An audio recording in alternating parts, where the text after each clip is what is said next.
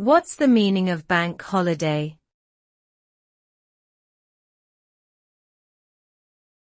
Bank holiday.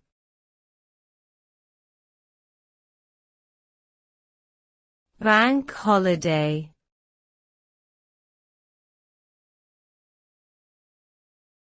Bank holiday.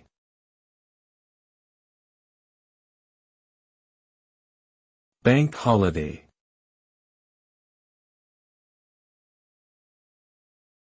A bank holiday is a public holiday in the United Kingdom and some other countries, where banks and financial institutions are closed for business.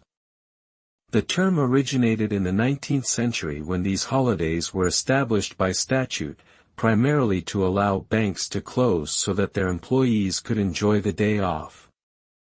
Today, bank holidays in the UK include public holidays such as Christmas Day, New Year's Day, Easter Monday, and others. These holidays are also observed by most businesses and government offices, and are often associated with travel, shopping, and leisure activities. Bank holidays are an important part of the culture and history of the UK and other countries where they are celebrated.